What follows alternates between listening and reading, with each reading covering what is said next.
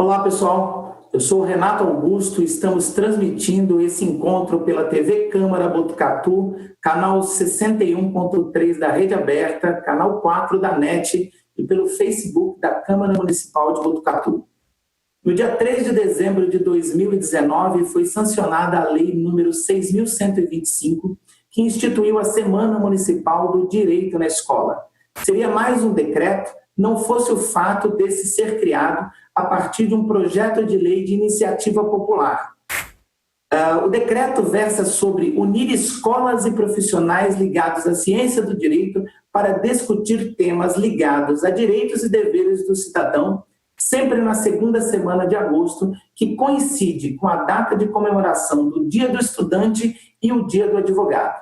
Em tempos de pandemia, vamos nos reunir aqui no ambiente digital. E para isso, trouxemos para esse encontro o professor e bacharel em Direito, Leonardo Possetti, o senhor Igor Inácio, técnico judiciário, bacharel em Direito e chefe do cartório eleitoral da região, o professor, filósofo e coordenador pedagógico Alessandro Ricardo, a estudante do ensino médio do Colégio Embraer, Isabela Abreu, e o tema que vamos discutir nesse encontro é democracia, em seus mais amplos aspectos. Começamos esse bate-papo com o professor Leonardo Possetti, que falará conosco sobre democracia e Constituição Cidadã. Professor Leonardo, seja bem-vindo e nos diga se a nossa Constituição é exemplo de democracia. Olá, Renato, Alessandro, Igor, Isabela. É um prazer imenso, uma satisfação, uma honra estar aqui com todos vocês e com todos os estudantes que nos assistem. A democracia é uma palavra antiga na história. Ela data aproximadamente, pelo que os estudos apontam, do século VI a.C., lá da Grécia. E hoje nós estamos aqui num momento que é tão importante, porque isso aqui é uma celebração à democracia. A Semana Municipal de Direito na Escola é uma conquista da sociedade de Botucatu e uma grande alegria que nós possamos estar aqui juntos para debatermos sobre isso. A nossa Constituição fala no seu artigo 1º, primeiro dos seus artigos, ela define que o Brasil é um Estado democrático de direito. Um Estado democrático onde o poder emana da população e de direito, baseado num conjunto de leis. Os estudantes que estão nos assistindo provavelmente têm uma ideia de que a democracia é uma regra na realidade da história brasileira. A reflexão que eu trago hoje é que talvez não seja bem assim. A gente vai usar como data inicial o nosso processo de independência lá em 1822. A primeira Constituição do Brasil nasceu 2 anos depois, em 1824. Nessa primeira Constituição, o voto era censitário. Os indivíduos tinham que ter renda para poder votar, o que naturalmente não condiz com a palavra democracia. Mais tarde, depois de um tempo, nós chegamos na segunda Constituição, que é a primeira Constituição Republicana, de 1891. Nessa Constituição, embora tenha acabado com o critério censitário, ela continuava excluindo a população analfabeta, que era boa parte da população brasileira. As mulheres também não tinham um disciplinamento sobre a sua participação eleitoral. Mais uma vez, não dá para a gente entender democracia. Fora que existiam mecanismos de controle dos processos eleitorais fraudulentos, como o voto de cabresto, a formação dos currais eleitorais, o que também não combina com uma fala de um aspecto de um momento democrático. Mais tarde, em 1934, se instituiu a nossa terceira Constituição. Uma Constituição, a primeira a definir o voto feminino e dar um aspecto de democracia para esse país. Só que ela durou muito pouquinho. Logo, veio um golpe de Estado que derrubou essa terceira Constituição e inaugurou uma Constituição que ficou conhecida como Constituição Polaca. Essa Constituição baseada no Estado ditatorial polonês e foi a base legal para a criação do Estado Novo. Logo depois, quando acabou o Estado Novo, quando foi derrubado o Estado Novo, esse período ditatorial, uma nova Constituição, a quinta, não perde a conta, tá? uma quinta Constituição, em 1946. Tentou novamente resgatar o espírito democrático no Brasil. Só que esse espírito democrático, que foi tentado de ser restaurado em 1946, durou até 1964, quando o golpe nos colocou em um regime autoritário novamente. A próxima Constituição, sexta, de 1967, ratificou o autoritarismo do período ditatorial. Esse período ditatorial durou até 1985. Quando se restaurou a democracia no Brasil, vai se eleger uma Assembleia Nacional Constituinte, que vai trabalhar e promulgar a Constituição em outubro de 1988. No ato de promulgação da Constituição, o presidente da Assembleia Nacional Constituinte, na época o deputado Ulisses Guimarães, no momento em que a Constituição era promulgada, ou seja, no momento que ela entrava em vigor, Ulisses Guimarães ergueu a Constituição e pronunciou a frase: "Eis a Constituição cidadã". O que será que ele quis dizer com isso? Ele demonstrava naquele gesto simbólico que depois de pouco mais de 20 anos de uma ditadura civil-militar no Brasil, se restaurava a cidadania. O indivíduo no Brasil deixava de se tornar um obedecedor de ordens e regras para caminhar como um cidadão, portador de direitos. E essa nossa Constituição de 1988, ela é uma Constituição que garante essa cidadania nas suas esferas mais amplas possíveis. São direitos de natureza individuais e coletivas. São a garantia de direitos humanos. Existe a garantia de direitos sociais e trabalhistas. Direitos, na Constituição, regulamentações ambientais. Há direitos de grupos de minoria, como os povos indígenas. Por tudo isso, a Constituição brasileira de 1988 é uma das constituições do mundo mais respeitadas e mais entendidas como bem elaboradas, evoluídas no sentido de garantia de direitos. E a Constituição é sempre a base, o elemento fundamental de um Estado democrático de direito. O que nós estamos fazendo hoje, com a Semana Municipal do Direito na Escola, nada mais é do que uma celebração à democracia. E essa democracia, que talvez para o estudante pareça algo comum, como a gente viu, não é tão comum na história do Brasil. A democracia precisa, de fato, ser celebrada. Nós temos uma Constituição que nos dá essa garantia. Todo o título 2 da nossa Constituição passa e trata de uma série de elementos que nos garantem direito, nas suas mais amplas esferas, como eu falei.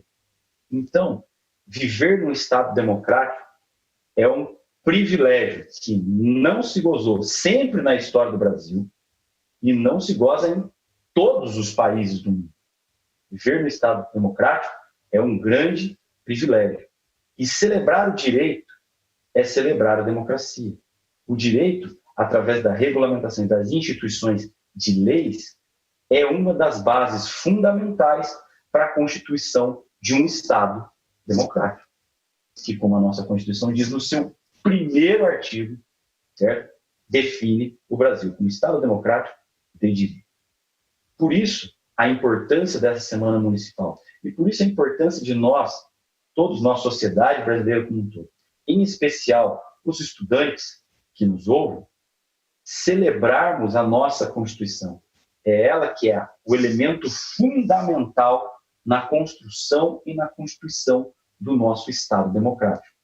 E ela não existe por fatores do acaso. Ela é fruto de uma luta histórica, de uma construção histórica que nos levou até a promulgação dessa Constituição e a constituição de um Estado democrático. Certo? Essa é a mensagem que eu gostaria de deixar aí para os colegas, para todos os alunos, estudantes que participam conosco. Professor Leonardo, muito obrigado. Foi muito bom entender um pouquinho o que é a democracia. E falamos com o professor Leonardo sobre democracia e Constituição cidadã. uma Constituição que é guardiã dos direitos dos cidadãos e das cidadãs. Agora nós abrimos espaço para o senhor Igor Inácio falar conosco sobre democracia representativa, importância do voto e das eleições. Senhor Igor, obrigado pela sua presença, é um prazer recebê-lo para falarmos com os nossos estudantes na Semana Municipal do Direito na Escola sobre democracia representativa. Bom dia. Bom dia, prazer imenso estar aqui. Começar dizendo que a justiça eleitoral, a democracia, só vai ser plena quando nós tivermos uma educação plena. Então é de tremenda alegria poder participar dessa discussão. A democracia no Brasil ela pode ser direta ou indireta. A democracia direta, ela tem uma democracia genuína, é aquela que você efetivamente participa. E nós temos aí a lei de iniciativa popular. Viu? O jovem, e aí é o tema até da nossa proposta, essa lei que foi criada, ele pode já, logo aos 16 anos, tirando o título de eleitor, desenvolver um projeto de lei de iniciativa popular.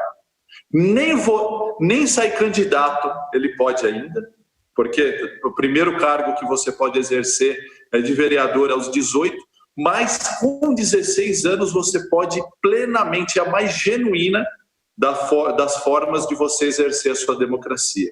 E esses jovens, ali nos bancos das escolas, fomentaram essa proposta e essa ideia e trouxeram para o nosso município de Botucatu um projeto tão brilhante que vem consolidar essa forma de exercer, que é a democracia direta, através da lei de iniciativa popular. Outra forma de exercer diretamente o exercício do voto é através do plebiscito e do referendo. Do plebiscito, então, vocês podem votar e escolher se uma lei vai ser estudada, se ela vai ser, se ela vai participar ali de um projeto de lei. E o referendo, vocês podem analisar se aquela lei que já foi votada vai entrar ou não em vigor. Então, essa é a democracia direta. Nós vamos para a democracia indireta, que é a nossa democracia representativa. O Brasil é um país de extensão continental. Seria inviável, como bem salientado pelo professor Léo, lá como acontecia na Grécia, você se reunir numa praça pública, levantar a mão e todo mundo falar. Então, existe a necessidade de que nós elejamos nossos representantes. Em âmbito municipal, nós temos os vereadores e o prefeito. Os vereadores que são responsáveis pela fiscalização do executivo, do prefeito, são responsáveis por alguns projetos de leis e discussões sobre plano diretor, sobre meio ambiente, sobre várias questões que tramitam ali na Câmara Municipal. Com 18 anos de idade, você já pode se candidatar a vereador. E o prefeito que executa as leis, ele que organiza a nossa cidade. Então, com 21 anos de idade, você pode já pleitear o cargo de prefeito. E nós vamos para o Estado. Então, a gente vai eleger ali os nossos representantes no Estado. Nós temos os governadores e os deputados estaduais. Então, é muito importante também você escolher quem representa o seu Estado. É de fundamental importância a destinação de verbas e tudo mais. Em âmbito nacional, nós temos o presidente da República e a nossa casa, que é bicameral, né? O nosso Congresso, que é bicameral, a Câmara dos Deputados e o Senado Federal. E daí, apresentando todos esses nossos representantes, nós entramos com o exercício do voto.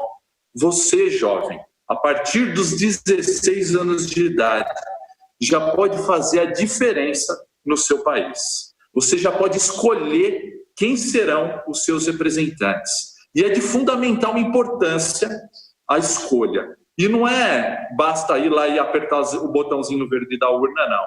Você tem que escolher de uma forma incisiva, pensar, refletir. Por que disso? Porque o exercício do voto é de fundamental importância para quanto que vai ser aplicado na educação, quanto vai ser aplicado na saúde. Então, isso é trabalhar, isso é você exercer todos esses direitos. Renato, era isso que eu tinha para falar para eles, era isso que eu tinha que conversar com os nossos jovens. Igor, muitíssimo obrigado por sua participação conosco. E agora eu vou trazer mais um convidado, porque a gente não pode deixar de fora desse nosso bate-papo, dessa conversa, a mãe de todas as ciências, a filosofia. Então eu convido para conversar conosco agora o filósofo, professor e coordenador pedagógico Alessandro Ricardo, para falar um pouco sobre democracia, sobre a luz da filosofia. Alessandro, muito obrigado pela presença. Oi, Renato, tudo bem com vocês? Igor, Leonardo, Isabela, um prazer estar aqui conversando com vocês e ouvindo, né, e promovendo uma conversa como essa tão importante nos dias de hoje, né? Eu vou tentar, né, assim, fazer um apanhado, né, das linhas que vocês começaram a desenvolver e trazendo um pouco também da filosofia, como o Renato disse, para a gente pensar, né? Bom, sobre a nossa história, né, pelo que a gente conseguiu pegar da fala do professor Léo, né, a democracia é uma coisa, na verdade, muito rara no Brasil, né? Assim como vários países do mundo também tiveram dificuldades em instaurar democracias, né? Então a gente tem muito pouco tempo de regime democrático, né? E muito pouco tempo de formação democrática para que a gente saiba realmente o que é viver num país democrático, né? Como os dois citaram, né? A democracia, ela nasce, né, na Grécia Antiga, ela tem a ver com essa ideia de que o poder vai emanar de diversas pessoas diferentes, e a gente pensa num livre debate, né? A Grécia do século VI, ela começa, né, com o exercício da filosofia. A filosofia abre a possibilidade da discussão, né? De uma discussão que não precisa necessariamente acabar em desgraça, né? Uma discussão que seja para a exposição de ideias, né? E acordos, né? E acordos coletivos, né? Essas câmaras que o Igor, né, citou, né? Tanto a de vereadores, quanto a do Senado, quanto a da federal, né, de deputados, são lugares onde, assim, são as ideias, os debates são coletivos em nome do coletivo. Então, toda vez que a gente fala em democracia, né, esse exercício, a gente está falando, então, de escolhas e conversas que vão levar para o melhor dos mundos em termos coletivos. É claro que todo sistema tem as suas limitações, né? Não são poucos os pensadores também que já pensaram acerca da democracia e também dos problemas que ela poderia causar, mas a gente não conhece outro regime, né, que nos dê essa possibilidade de viver num Estado de direito, como bem falou o Léo. O Igor aqui representando, né, o cartório e a instância, né, do vir a ser democrático, né, falou brilhantemente sobre essa questão da democracia direta, né, que ela é, na verdade, a mais interessante de todas, né? Porque quando eu tenho o direito de exercer a democracia, né, eu posso exercer tanto direta quanto indiretamente. E eu sempre falo para os meus alunos e sempre falo para as pessoas que eu convivo, né, que a democracia é o tipo de regime que nos possibilita sermos candidatos, que nos possibilita criarmos leis, como esses estudantes criaram a Semana do Direito, né? E essas leis, elas vão impactar na sociedade de modo geral, voltado para o coletivo. Não são interesses mesquinhos e pessoais. E assim, vivendo hoje, né, nesse jogo que a gente está vivendo hoje, a gente percebe que a discussão aberta, a discussão ampla, ela leva a debates de ideias, né? Mas as ideias, a gente tem que tratar elas como ideias que vão representar o coletivo. Isso é muito importante quando a gente fala em democracia. Porque quando a gente tem o poder na mão, né, se a gente manda sozinho em algum lugar, a gente vai tentar fazer valer aquilo que a gente acredita piamente. E no regime democrático, às vezes, a gente tem que fazer concessões. Por quê? Por que concessões? Porque não são todos que vivem da mesma forma, né? Até assim, eu nem preciso dar exemplos sobre isso. Hoje o nosso país ele é rico nesses tipos de debate, né? E tem uma coisa que é o ponto que eu queria, né, colocar aqui na minha perspectiva, né? Que eu acredito que nós aqui para frente, no século XXI, né, teremos que enfrentar, que é justamente essa questão, né, como que a gente faz democracia num país, né, tão grande como o Igor citou, né, num cenário atual, onde a informação tem uma circulação muito rápida, e as mídias, né, e as formas das pessoas se conectarem, elas estão cada vez mais avançando. Então, assim, não é nenhuma novidade para nós que a opinião das pessoas que vão votar, ou a opinião das pessoas que vão criar projetos de leis, né, isso desde a Grécia Antiga, não é uma coisa de hoje, elas vão contar para esse trabalho. E a formação da opinião das pessoas hoje em dia, a gente sabe que tem muito a ver com a informação, tem muito a ver com a internet, tem muito a ver com a propagação de notícias. Tanto é que hoje em dia a gente está vendo, né, a quantidade de canais e de instrumentos que estão sendo usados para poder convencer as pessoas. Porque a democracia, né, ela se baseia nessa ideia do convencimento das pessoas. Nós vamos lutar por aquilo que nós estamos convencidos. A gente nunca vai fazer um trabalho para poder lutar a favor de uma coisa que eu não esteja convencido. E para ser convencido, né, existem milhares de mecanismos, né, e as pessoas, de certo modo, a reflexão que eu chego, então, nesse momento é que o nosso exercício da democracia, nos tempos atuais, então, ele vai partir do princípio de que se nós estivermos, então, plenamente concentrados no que está acontecendo dentro do país, eu consigo interferir mais ou menos na vida política. Se eu entender, né, como o próprio Igor citou, né, que a educação plena vai gerar, né, a democracia plena, o cidadão ele precisa entender o que está acontecendo, o que está por trás das opiniões que são propagadas dentro da política. Porque eu lembro quando eu era jovem, né, e todos vocês acho que devem ter, com exceção da Isabela, né, lembrar dessa questão, assim. As pessoas falam muito em anarquia, né, em anarquismo, né, e toda vez que a gente ia ler algum autor do anarquismo, a gente via, nossa, é necessário uma sociedade muito racional para que a gente possa viver a anarquia. E hoje, né, com a compreensão que eu tenho da realidade, eu percebo que para a democracia é necessário o mesmo grau de racionalidade, porque sentimento, né, e vontade, né, às vezes da gente poder combater as ideias dos outros não nos faltam. Todo mundo tem um lugar de fala, todo mundo precisa ser representado, por exemplo, dentro do município, né? Como contentar tanta gente diferente, né, dentro de um aspecto, né, democrático de discussão pública de ideias. E é por isso que todo político e toda pessoa que entra para a política e todo cidadão que se vê mesmo como um fator político, como todos nós aqui nos vemos, né, tem que ter consciência que os debates eles são coletivos. Voltando ao início da minha fala, os debates não são para eu poder melhorar a minha vida. Então, do ponto de vista da filosofia, né, a gente tem o quê? Essa pretensão, essa intenção de sermos livres, por um lado. Por outro lado, a gente tem que compreender que nós não fazemos parte da sociedade sozinhos. Existem aqueles que pensam totalmente diferente de mim. E também, né, já começando a avançar um pouco, né, a discussão, a gente vai ter também essa questão que o Igor também, né, de algum modo, também tem que conviver, porque ele trabalha com esse tipo de coisa, né?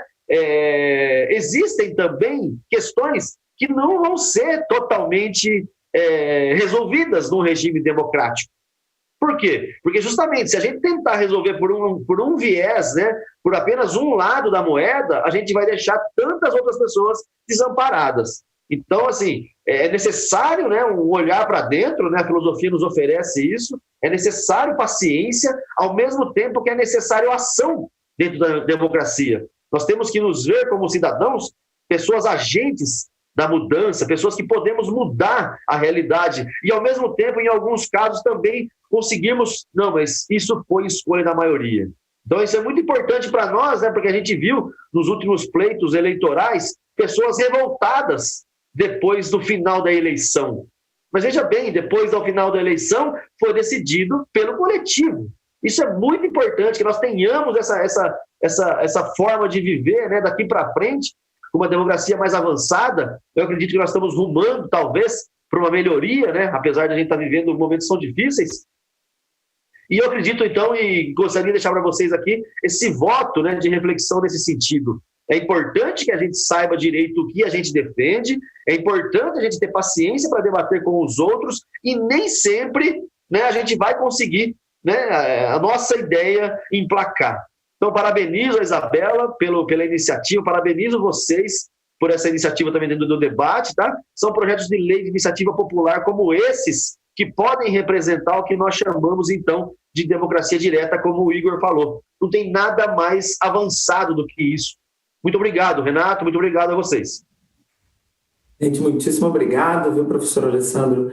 E a Semana Municipal do Direito na Escola, ela foi criada, então, por meio de um projeto de lei de iniciativa popular, que recolheu mais de 1% das assinaturas dos eleitores da cidade, todas certificadas pela Justiça Eleitoral, e uma das estudantes protagonistas desse projeto, e que foi a primeira signatária, a que primeiro assinou o projeto e defendeu o projeto na Câmara, foi a estudante do ensino médio do Colégio Embraer, a Isabela Abreu. Isabela, conta pra gente como surgiu esse projeto e como foi participar dele. Oi, todo mundo. Oi, Bisula. Oi, Leonardo. Oi, Igor. E oi, Renato. É muito bom estar aqui com vocês hoje. E começar esse projeto foi, na verdade, uma quebra da nossa imaginação, porque a gente sonhou, a gente deu um tiro muito alto, que eu e mais 6 estudantes lá do Colégio Embraer pensamos em fazer um projeto na área de atuação que a gente mais gostaria de trabalhar, que é a área do direito. Todos têm interesse, todos desse grupo tinham interesse em atuar nessa área, e nós fomos instigados a fazer um projeto. E a gente logo deu um tiro bem alto, assim, e falamos, que tal se a gente criar uma lei? Aí todo mundo meio que ficou olhando, assim, será que dá pra gente criar uma lei? A gente não tem nem 18 anos. E aí a gente levou essa ideia para o nosso coordenador, o Alessandro, a gente levou essa nossa ideia para o Renato, o nosso diretor, e para o nosso orientador, e todo mundo super apoiou, a gente pensou bem, a gente estruturou esse projeto, e a gente foi vendo que ele estava tendo uma forma, ele estava criando uma forma. Então, uma coisa que a gente nunca pensou que a gente conseguiria fazer, que a gente só deu um tiro super alto, assim, e acabou que a gente ganhou muito apoio da escola, a gente conseguiu estruturar, a gente ficou algumas como fazer, por que meios, com quais ferramentas a gente tinha essa possibilidade. Então, a gente descobriu sobre o projeto de lei de iniciativa popular, e também a gente mostrou, a gente queria ter os objetivos de colocar uma lei aqui no município de Botucatu que incentivasse as escolas e os alunos a querer conhecer mais, como o Igor tinha falado no momento dele, que isso o voto é muito importante. Então, instigar desde jovens os alunos a buscar mais, a querer saber mais, e essa Semana Municipal do Direito na Escola vai servir exatamente para isso, e a gente conseguiu, por meio de muito trabalho, a gente conseguiu escrever o projeto de lei, a gente foi atrás de mais de 1% de assinaturas do eleitorado aqui de Botucatu, que foram coletadas com muito sucesso. A gente teve muita ajuda do cartório eleitoral e da Câmara Municipal também. Então, a gente foi atrás, a gente foi pesquisar, falamos com o secretário de Educação aqui se seria possível, se dava para a gente fazer. A Câmara Municipal e o chefe do cartório eleitoral, eles ajudaram muito, eles mostraram para a gente que sim, eles incentivaram, e foi muito bacana participar desse projeto, porque abriu mais horizontes. A gente chegou aí lá no púlpito da Câmara Municipal aqui de Botucatu e poder falar, discursar no meio da votação do projeto. Foi uma coisa muito bacana, foi uma experiência muito da hora, que a gente não achava, a gente nem sonhava nisso no início. Então, foi uma coisa assim que superou as nossas expectativas. E fazer uma lei assim, você fala com um jovem, eles nem sonham nisso. Porque eu mesma nunca nem imaginei que daria para fazer. Mas a gente recebeu um incentivo e é isso que faz a diferença. Isso que fez o projeto estar pronto hoje. A gente recebeu muito apoio, muita ajuda. E, apesar de tudo, a gente queria deixar uma ideia de que é possível. Se a gente conseguiu fazer, eles também podem fazer. Deixar, como se fosse um exemplo para a população. E a nossa vontade também é que mais municípios pudessem fazer isso também, porque a gente escolheu a ferramenta de projeto de lei de iniciativa popular, mas a gente também poderia passar o projeto para algum vereador fazer. No entanto, a gente quis e coletar as assinaturas, fazer a mão na massa, para a gente mostrar, para caso mais, quando eles vissem, quando a população visse, os alunos vissem como a gente fez, que eles ficassem encorajados a poder fazer também. E, finalmente, o projeto ficou pronto e ele foi promulgado e começou a valer no dia 3 de dezembro de 2019. Foi um pouco mais de 6 meses de trabalho que a gente começou o projeto e terminou. Coletamos todas as assinaturas e hoje ele está se concluindo aqui com a gente, fazendo essa semana virtual do direito aqui. E é isso. Muito bem, Isabela. É um orgulho muito grande ver que estudantes como vocês estão se mobilizando. E nós temos outros estudantes também que se mobilizaram e mandaram perguntas aqui para nós. E uma das perguntas que chegou para o senhor Inácio responder é a pergunta do aluno Olá, Josué tudo bem? Meu nome é Josué Ribeiro e eu sou compartilho com estudante do vocês. ensino médio. A democracia, ela é um pilar importante para a sociedade exercer liberdade de expressão e de pensamento. E ela também sofreu várias mudanças ao longo do tempo, de modo que hoje ela é indireta e representativa. Mas afinal, o que é a democracia e como a sociedade pode exercer seus direitos a partir dela?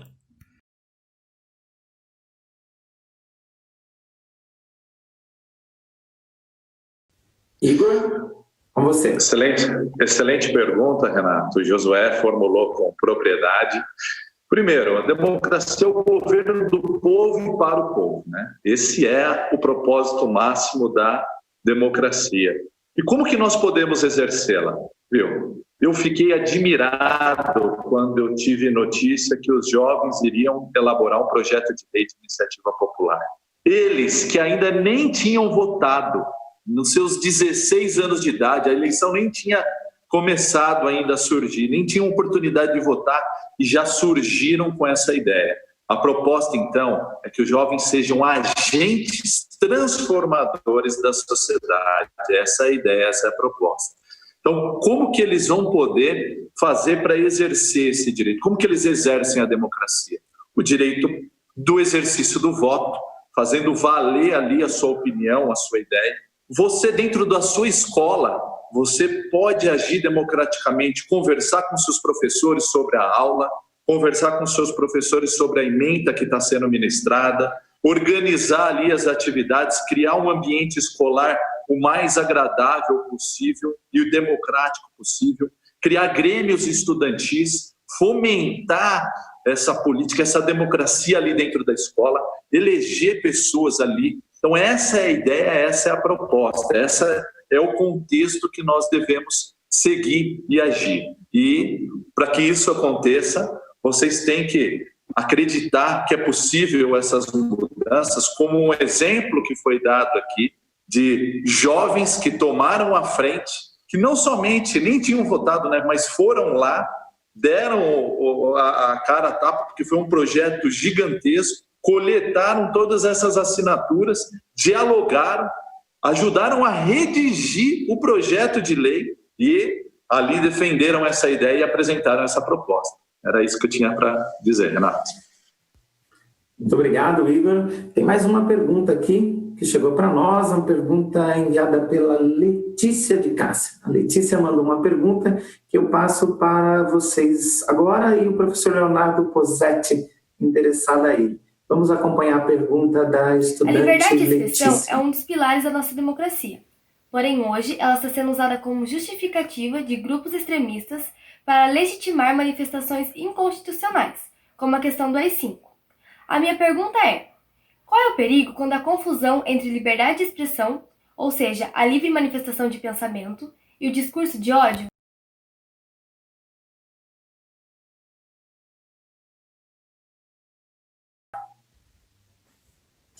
Professor Leonardo, por favor.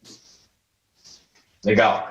O tema que a Letícia coloca, propõe na pergunta é extremamente atual, imprescindível ao debate democrático na atualidade. Vamos lá. A própria pergunta dela já tinha muito da própria resposta que a gente pode dar.